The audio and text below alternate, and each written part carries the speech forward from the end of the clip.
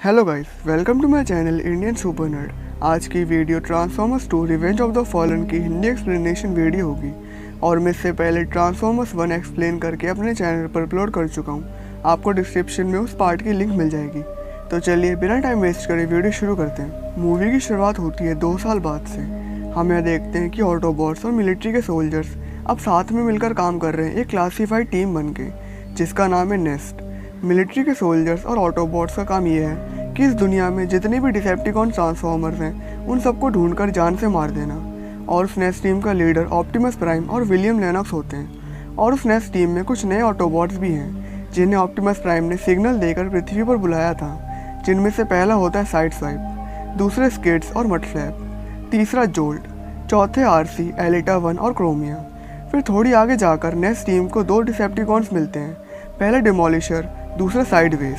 Side swipe sideways के 2 टुकड़े कर देता है, पर डिमोलिशर वहाँ से भागकर शहर में आ जाता है। फिर ऑटोबॉट्स के लीडर ऑप्टिमस प्राइम को आना पड़ता है डिमोलिशर को रोकने के लिए। ऑप्टिमस प्राइम डिमोलिशर को लेकर साइड में कूद जाता है। फिर ऑप्टिमस प्राइम डिमोलिशर से पूछता है कि मरने से पहले कोई आखिरी शब्द। फिर डिमोलिशर ऑप्टिमस प्राइम से कहता है कि द फॉलन फिर उठ खड़े होंगे।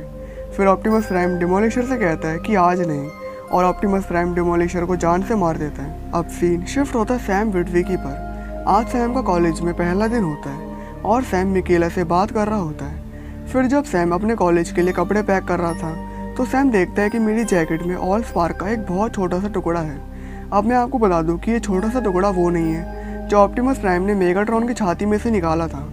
ये टुकड़ा सैम की जैकेट में तब लग गया था जब सैम ने मेगाट्रॉन की छाती पर ऑल स्पार्क लगाया था।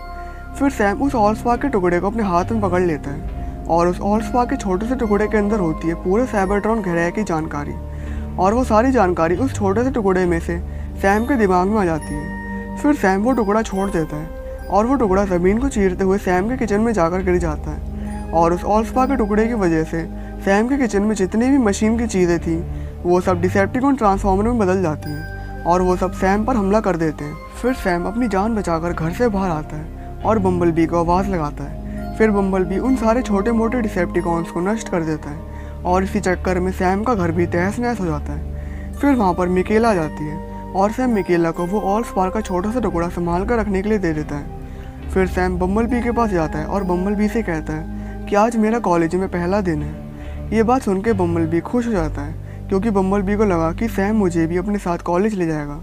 पर सैम बम्बलबी से कहता है कि मैं तुम्हें अपने साथ कॉलेज नहीं ले जा सकता, तुम्हारी असली जगह ऑप्टिमस प्राइम के साथ है। तुम कब तक ऐसे ही इस गैरेज में पड़े रहोगे? मैं बस एक नॉर्मल लाइफ जीना चाहता हूँ और मैं चाहता हूँ कि तुम भी ऐसा ही करो। फिर सैम अपने कॉलेज के लिए निकल जाता है। अब यहाँ पर हम देखते हैं कि एक डिसेप्टिकॉन जिसका नाम व्हीली है वो मिकेला पर नज़र रखे हुए होता है। व्हीली स्पेस में एक और डिसेप्टिकॉन जिसका नाम साउंड वेव है उसको खबर कर देता है कि लड़की के पास ऑल स्पार्क का एक छोटा सा टुकड़ा है। फिर साउंड वेव व्हीली से कहता है कि इस लड़की से वो ऑल स्पार्क का टुकड़ा छीन लो। फिर साउंड वेव अमेरिका की सैटेलाइट को अपने कब्जे में कर लेता है। अब सीन शिफ्ट होता है ऑप्टिमस प्राइम, लेनॉक्स और बाकी सब पर।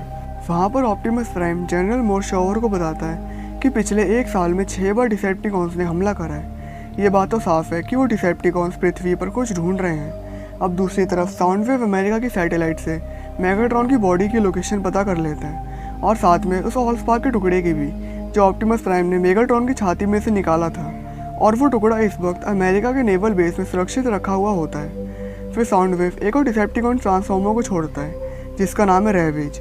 रैवेज नेवल बेस पहुंचता है वो टुकड़ा चुराने के लिए, पर नेवल बेस के अंदर जाने की जगह बहुत कम होती है। फिर रैवेज अपने अंदर से बहुत छोटे छोटे बॉल्स छोड़ता है और वो बॉल्स नेवल बेस के अंदर जाकर एक और डिसेप्टिकॉन ट्रांसफॉर्मर बन जाते हैं जिसका नाम है रीडमैन। फिर रीडमैन वो ऑल स्पार्क का टुकड़ा चुरा लेता है और रैवेज के साथ वहाँ से भाग जाता है।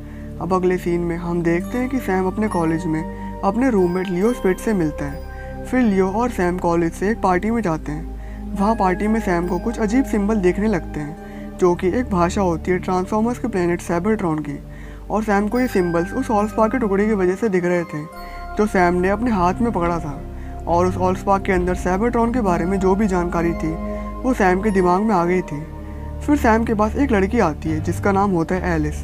एलिस सैम के साथ काफ़ी अजीब तरह से बर्ताव करती है। फिर सैम उस पार्टी से बाहर जाता है और सैम देखता है कि वहाँ पर बम्बल भी है। फिर सैम अपनी कार के अंदर बैठता है पर वहाँ पर एलिस भी पहुँच जाती है। फिर बम्बलबी को जब ये पता चलता है कि मिकेला के होने के बावजूद भी सैम के करीब कोई और लड़की आ रही है, तो बम्बलबी को ये बात बर्दाश्त नहीं होती और बम्बलबी एलिस को अच्छा सबक सिखाता है। फिर एलिस वहाँ से चली जाती है। फिर बम्बलबी सैम को ऑप्टिमस प्राइम के पास लाता है। वहाँ पर ऑप्टिमस प्राइम सैम को बताता है कि ऑलस्पार का वो आखिरी टुकड़ा कल रात डिसेप्टिकॉन्स ने चोरी कर लिया। अब सीन शिफ्ट होता समुंदर में। वहाँ एक शिप पर रेविज आकर लैंड होता है और वहाँ पर कुछ और डिसेप्टिकॉन्स पहले से ही मौजूद होते हैं, जिनमें से पहला है मिक्स मास्टर, दूसरा लॉन्ग हॉल, तीसरा स्क्रैप मेटल। और वो सब रेविज के साथ समुंदर की गहराई में जाते हैं और वो सब पहुँचते हैं मेगाट्रॉन की बॉडी के पास। फिर स्क्रैप मेटल वो ऑलस्पार का टुकड़ा मेगाट्रॉन की छाती पर मारता है। फिर उस टुकड़े में से इतनी एनर्जी रिलीज होती है जो मेगाट्रॉन को दोबारा जिंदा कर देती है। फिर मेगाट्रॉन जल्दी से पृथ्वी से भागकर डिसेप्टिकॉन्स के एक शिप पर जाता है जिसका नाम है नेमेसिस। वहाँ पर मेगाट्रॉन स्टारस्क्रीम से मिलता है और साथ में मिलता है द फॉलन से, जो कि होता है सबसे पहला डिसेप्टिकॉन और ये मेगाट्रॉन का भी लीडर होता है। और द फॉलन के बारे में और जानकारी मैं आपको आगे बताऊँगा। फिर मेगाट्रॉन फॉलन से कहता है कि मेरे आका ऑलस्पार्क नष्ट हो गया है और ऑलस्पार्क के बिना हमारी नस्ल खत्म हो जाएगी। फिर फॉलन मेगाट्रॉन से कहता है कि ऑलस्पार्क की ताकत नष्ट नहीं हो सकती। ऑलस्पार्क की ताकत को एक इंसान के बच्चे ने सोख लिया है। अब हमारे ग्रह और हमारी प्रजाति को बचाने का जरिया उस बच्चे के दिमाग में है। फिर मेगाट्रॉन फॉलन से कहता है कि मेरे आका मैं उस बच्चे का दिमाग चीर के उसकी लाश से अलग कर दूंगा। फिर फॉलन मेगाट्रॉन से कहता है कि तुम ज़रूर करोगे, पर सही वक्त आने पर मुझे बस एक प्राइम ही हरा सकता है और बस एक ही बचा हुआ है। फिर मेगाट्रॉन फॉलन से कहता है कि ऑप्टिमस प्राइम, पर ऑप्टिमस प्राइम सैम की रक्षा करता है। फिर फॉलन मेगाट्रॉन से कहता है कि सैम को पकड़ लो तो ऑप्टिमस प्राइम खुद तुम्हारे पास आएगा और तुम उस वक्त ऑप्टिमस प्राइम को जान से मार देना। अब सीन शिफ्ट होता सैम के कॉलेज में। वहाँ पर सैम को दोबारा साइबरट्रॉन के सिंबल्स दिखने लगते हैं और सैम अजीब हरकतें करने लगता है, जिस कारण वो प्रोफेसर सैम को क्लास से बाहर निकाल देता है। फिर सैम मिकेला को फ़ोन करता है। सैम मिकेला से कहता है कि जब से मैंने वो ऑलस्पार्क का छोटा सा टुकड़ा अपने हाथ से छुआ है, तब से मुझे अजीब अजीब सिंबल्स दिखने लगे हैं और तुम उस टुकड़े को अपने हाथ से मत छूना।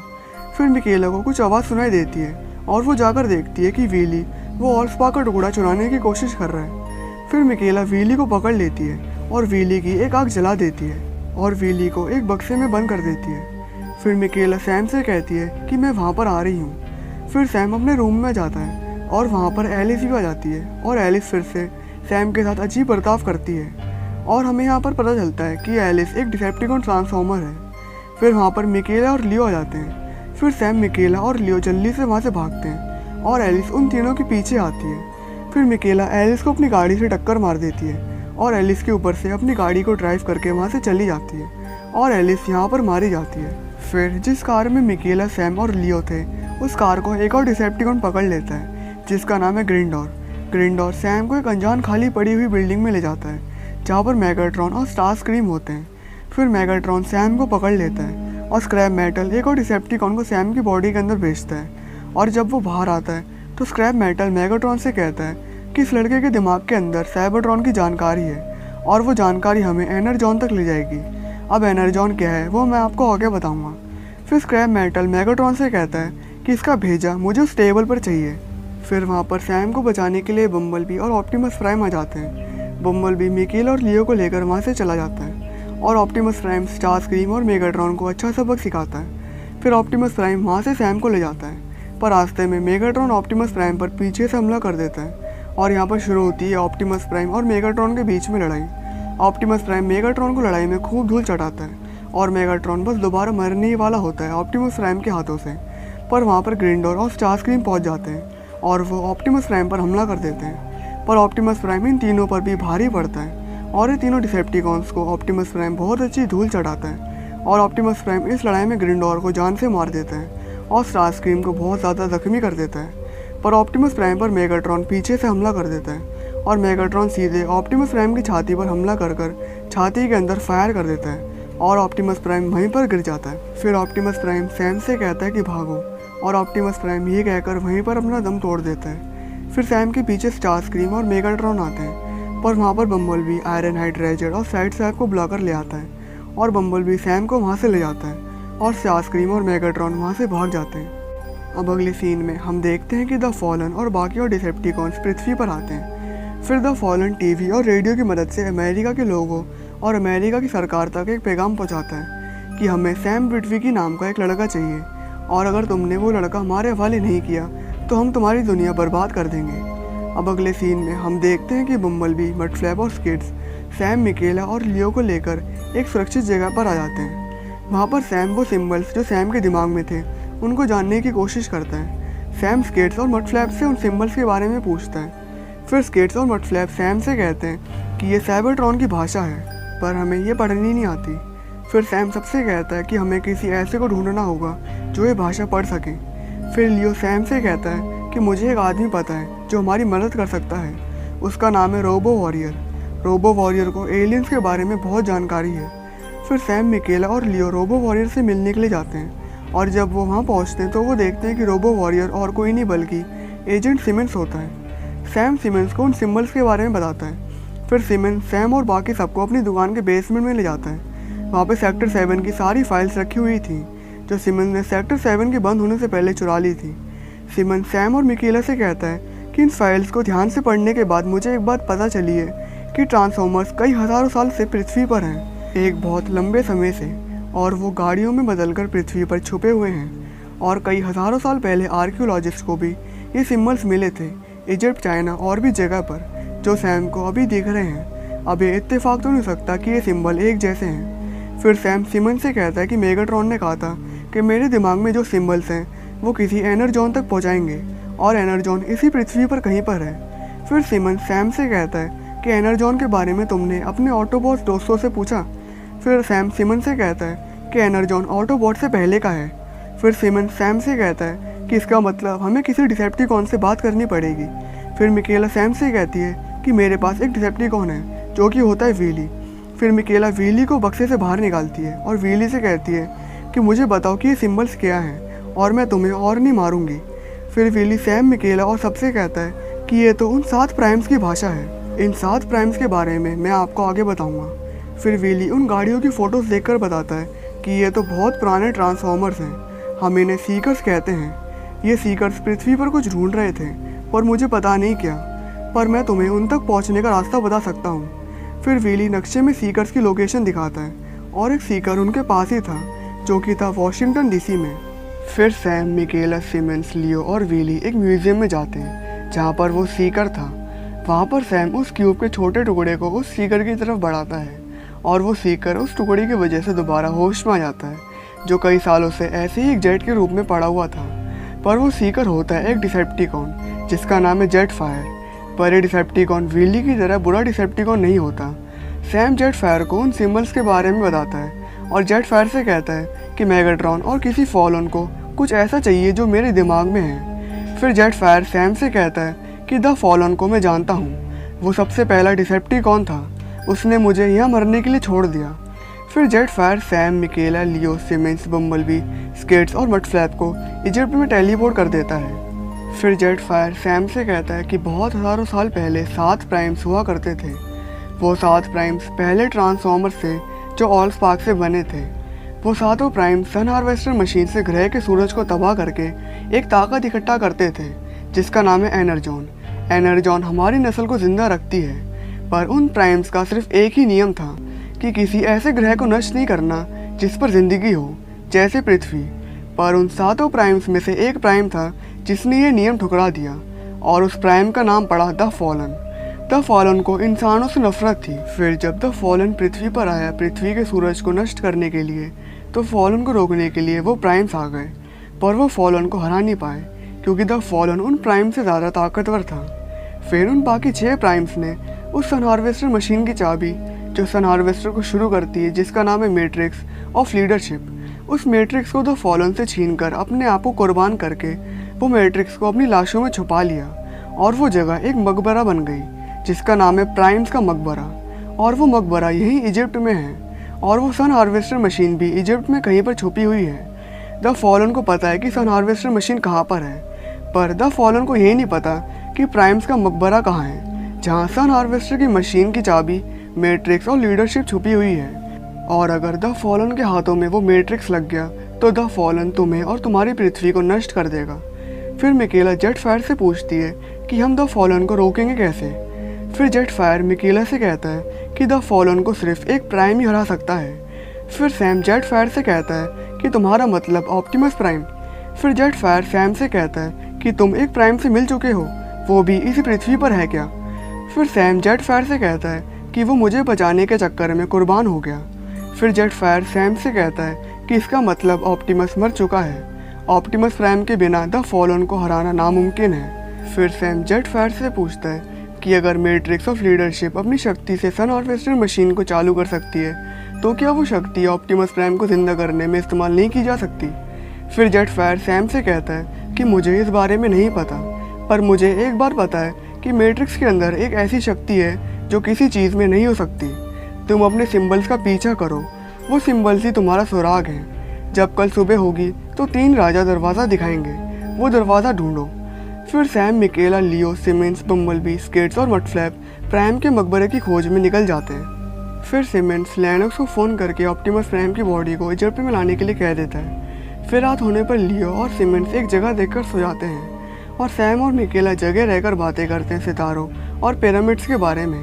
फिर सैम को अचानक से अपनी क्लास में पढ़ा हुआ एक लेक्चर याद आता है। फिर सैम जल्दी से लियो और सिमेंस के पास जाता है और उन्हें उठाकर कहता है कि वो 3 तारे देख रहे हो, इन तारों को 3 राजा भी कहा जाता है। इजिप्ट के पुराने काफ़ी महान 3 राजाओं ने उन तारों की नकल करने के लिए 3 गीज़ा के बड़े बड़े पिरामिड्स बनाए थे और वो तीनों तारे पेट्रा के पहाड़ों की तरफ इशारा कर रहे हैं। जेटफायर जिस पहेली की बात कर रहा था कि सुबह होने पर 3 राजा दरवाज़ा दिखाएंगे, वो 3 राजा ये 3 तारे हैं और वो दरवाज़ा पेट्रा के पहाड़ों पर है। फिर सैम, मिकेला और बाकी सब पेट्रा की तरफ बढ़ते हैं और दूसरी तरफ लेनोक्स अपनी पूरी टीम और ऑप्टिमस प्राइम के सारे दोस्तों को लेकर इजिप्ट की तरफ बढ़ता है। फिर थोड़ी दूर चलने के बाद सैम, मिकेला और बाकी सबको एक मकबरा मिलता है। फिर वो सब उस मकबरे के अंदर जाते हैं और वो देखते हैं कि वो मकबरा अंदर से पूरा खाली है। फिर लियो सबसे कहता है कि तुमने एक बार भी ये नहीं सोचा कि आर्कियोलॉजिस्ट इस जगह पर पहले भी आ चुके होंगे। फिर स्केट्स और मटफ्लैप एक दूसरे से लड़ने लगते हैं और लड़ते लड़ते स्केट्स और मटफ्लैप उस मकबरे की दीवार को तोड़ देते हैं। फिर बम्बलबी स्केट्स और मटफ्लैप को रोकता है। फिर सैम बम्बलबी से कहता है कि इस दीवार को तोड़ दो। फिर सैम, मिकेला, लियो और सिमेंस उस दीवार के पार जाते हैं और वो देखते हैं कि वहाँ पर वो 6 प्राइम्स की लाशें रखी हुई हैं और इस जगह होती है प्राइम्स का मकबरा। और यहीं पर सैम को वो मैट्रिक्स ऑफ लीडरशिप भी मिल जाता है। पर जब सैम उस मैट्रिक्स को अपने हाथों में पकड़ता है तो वो मैट्रिक्स धूल बन जाता है। फिर सैम उस मैट्रिक्स की धूल को एक कपड़े में डाल देता है। फिर लियो और सिमेंस बाहर जाकर देखते हैं कि लेनोक्स का प्लेन आ चुका है और लेनोक्स, ऑप्टिमस प्राइम और बाकी सब पैराशूट की मदद से प्लेन से बाहर कूदते हैं और एक गांव में जाकर लैंड होते हैं। फिर एक सोल्जर एक फ्लेयर गन फायर करता है ताकि सैम को पता चल जाए कि हम यहाँ पर हैं। फिर सैम, मिकेला और बाकी सब लेनोक्स की तरफ बढ़ते हैं, पर वहाँ पर पहुँच जाता है स्टार स्क्रीम और वो सैम को जान से मारने के लिए बॉम्ब गिराता है और बम्बलबी कैसे भी करके स्टार स्क्रीम से पीछा छुड़ा लेता है। फिर सैम, मिकेला अकेले आगे जाते हैं और लियो, सिमेंस, स्केट्स और मटफ्लैप पीछे रुकते हैं स्टार स्क्रीम पर ध्यान हटाने के लिए। फिर वहाँ पर मेगाट्रॉन भी पहुँच जाता है। फिर स्टार स्क्रीम मेगाट्रॉन से कहता है कि वो लोग ऑप्टिमस प्राइम को यहाँ पर ले आए हैं। फिर मेगाट्रॉन स्टार स्क्रीम से कहता है कि लगता है उस लड़के के हाथों में मैट्रिक्स लग गया होगा, हम उस लड़के को ऑप्टिमस प्राइम तक पहुँचने नहीं देंगे। फिर मेगाट्रॉन 10-11 डिसेप्टिकॉन्स को पृथ्वी पर ले आता है और दूसरी तरफ सैम, मिकेला मैट्रिक्स को लेकर ऑप्टिमस प्राइम की तरफ बढ़ रहे होते हैं और डिसेप्टिकॉन सैम और मिकेला को रोकने की कोशिश करते हैं, पर बम्बलबी सैम और मिकेला की रक्षा करता है और उन दोनों के लिए रास्ता बनाता है। अब दूसरी तरफ 7 डिसेप्टिकॉन्स एक साथ मिलकर एक बहुत बड़ा सा रोबोट बन जाते हैं। फिर वो रोबोट एक पिरामिड पर चढ़ता है और उस पिरामिड की ईंटों को हटाने लगता है और हमें यहाँ पर पता चलता है कि वो सन हार्वेस्टर मशीन उस पिरामिड के अंदर छुपी हुई है। फिर सिमेंस नेवी से कहकर उस रोबोट पर हमला करवा देता है और उस रोबोट के टुकड़े हो जाते हैं। अब दूसरी तरफ सैम, मिकेला, लेनोक्स तक पहुँच जाते हैं और वहाँ पर एक डिसेप्टिकॉन आ जाता है सैम को मारने के लिए। फिर वहाँ पर पहुँच जाता है जेटफायर और वो उस डिसेप्टिकॉन्स को जान से मार देता है। फिर ज़मीन के अंदर से एक और डिसेप्टिकॉन बाहर आता है जिसका नाम है स्कॉर्पोनोक और वो जेटफायर को जख्मी कर देता है, पर जेटफायर उस डिसेप्टिकॉन को भी जान से मार देता है। फिर सैम ऑप्टिमस प्राइम की तरफ बढ़ता है पर वहाँ पर पहुँच जाता है मेगाट्रॉन और वो सैम पर शूट कर देता है। फिर आयरनहाइड और आर्मी के सोल्जर्स मेगाट्रॉन पर इतनी गोलियाँ चलाते हैं जिससे मेगाट्रॉन वहाँ से भाग जाता है, पर सैम इतना जख्मी हो जाता है कि सैम बस मरने ही वाला होता है। फिर सैम को अपने दिमाग में एक विजन दिखाई देता है जिसमें वो 6 प्राइम सैम के पास आते हैं और सैम से कहते हैं कि हम तुम्हें बहुत लंबे समय से देखते आ रहे हैं। तुम ऑप्टिमस प्राइम के लिए लड़े हो, हमारे आखिरी वंशज के लिए, हिम्मत से और कुर्बानी देकर। मैट्रिक्स किसी को मिलता नहीं, उसको कमाना पड़ता है। अब ऑप्टिमस प्राइम के पास लौट जाओ और मैट्रिक्स को ऑप्टिमस प्राइम की छाती से जोड़ दो। फिर सैम दोबारा होश में आ जाता है और वो मैट्रिक्स भी धूल से दोबारा पहले जैसा हो जाता है। फिर सैम वो मैट्रिक्स को उठाता है और ऑप्टिमस प्राइम की छाती से जोड़ देता है और ऑप्टिमस प्राइम जिंदा हो जाता है। फिर वहाँ पर द फॉलन पहुँच जाता है और वो मैट्रिक्स ऑप्टिमस प्राइम से छीन लेता है और वहाँ से वो सन हार्वेस्टर मशीन को चालू करने के लिए चला जाता है। पर ऑप्टिमस प्राइम कुछ कर नहीं पाता क्योंकि ऑप्टिमस प्राइम की हालत बहुत बुरी थी, वो अभी बहुत ज़्यादा कमज़ोर था। फिर जेटफायर ऑप्टिमस प्राइम से कहता है कि मेरे शरीर के पुर्जे ले लो, तुम्हें इतनी ताकत मिलेगी जो तुमने कभी महसूस नहीं करी होगी। फिर जेटफायर अपने आप को जान से मार देता है। फिर ऑप्टिमस प्राइम जेटफायर के पार्ट्स अपने शरीर के साथ जोड़ लेता है। फिर ऑप्टिमस प्राइम जल्दी से द फॉलन को रोकने के लिए जाता है। ऑप्टिमस प्राइम पहले वो सन हार्वेस्टर मशीन को तोड़ता है और फिर द फॉलन से लिपटता है और द फॉलन को बचाने के लिए मेगाट्रॉन भी बीच में आता है और ऑप्टिमस प्राइम मेगाट्रॉन की गन से ही मेगाट्रॉन का आधा चेहरा बर्बाद कर देता है। फिर ऑप्टिमस प्राइम द फॉलन से कहता है कि तुमने गलत ग्रह चुना है। फिर ऑप्टिमस प्राइम द फॉलन का मुंह बर्बाद कर देता है और द फॉलन को जान से मार देता है और मेगाट्रॉन और स्टारस्क्रीम वहाँ से भाग जाते हैं। फिर ऑप्टिमस प्राइम सैम और लेनॉक्स के पास आ जाता है और लियो और सिमंस भी वापस आ जाते हैं। अब सीन शिफ्ट होता है शिप में, जिस पर सैम, मिकेला, ऑप्टिमस प्राइम, लियो, सिमंस और बाकी सारे सोल्जर्स और ऑटोबॉट्स इजिप्ट से वापस अमेरिका की तरफ जा रहे होते हैं और वहाँ पर ऑप्टिमस प्राइम सैम को शुक्रिया कहता है। और इस मूवी के पोस्ट क्रेडिट सीन में हम देखते हैं कि सैम दोबारा कॉलेज जाना शुरू कर देता है और यहाँ पर ये मूवी ख़त्म होती है। तो आप मुझे नीचे कमेंट करके बताइए कि आपको एक्सप्लेनेशन कैसा लगा। अगर अच्छा लगा है तो वीडियो को लाइक और अपने परिवार और दोस्तों के साथ ज़रूर से शेयर करिए और चैनल को सब्सक्राइब करके साथ में लगे बेल आइकन को भी जल्दी से प्रेस कर दीजिए। तो चलिए मिलते हैं आपसे इसके next part transformers dark of the moon में। तब तक के लिए goodbye, take care and thanks for watching.